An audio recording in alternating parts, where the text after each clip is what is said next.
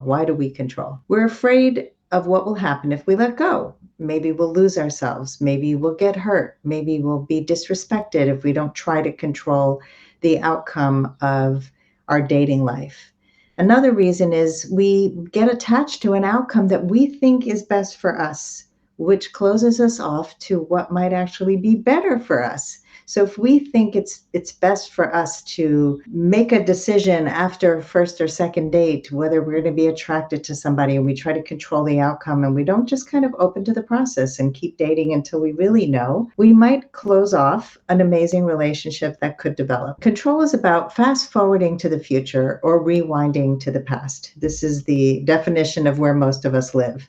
We are imagining a future with this person, let's say 5 years from now. Are we going to be in a relationship, and will we move in together, and will we develop blended families together? And there's so many things that we think about, or we rewind to the past, and we don't want to repeat what happened in the past. So if we're going to the future or the past, we try to control the outcome.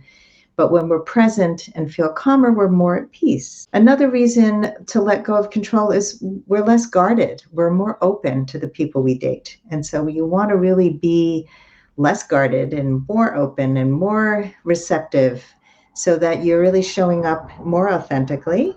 And the third reason to let go of control is we connect more deeply and have more authentic relationships. Let's talk about ways to let go of your need to control. First of all, remember that dating is meant to be about discovery. It's not about deciding right away. It's about discovery. You're discovering who you are. You're discovering more about men. You're discovering about relationships.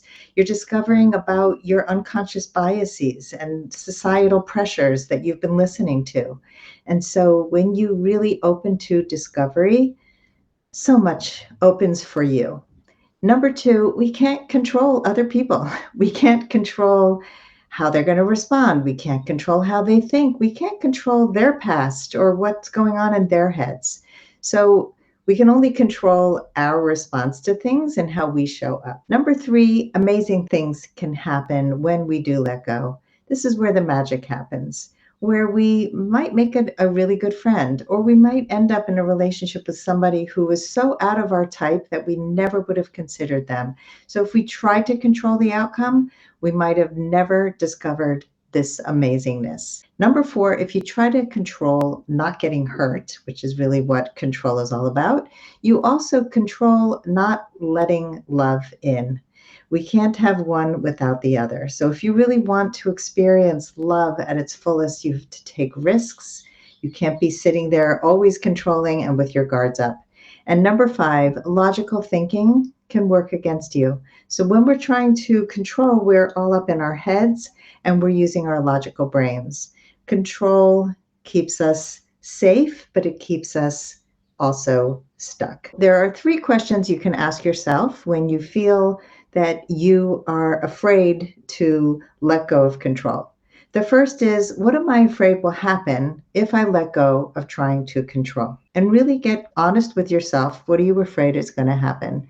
Number two, whose side of the street am I on? We often are on somebody else's side of the street. If you are minding somebody else's business, that's not your business, right? You can only stay on your side of the street. Keep your side of the street clean, meaning show up at your fullest, at your best, but you don't have control over what's happening over there. Last question, when have I let go before and things worked out?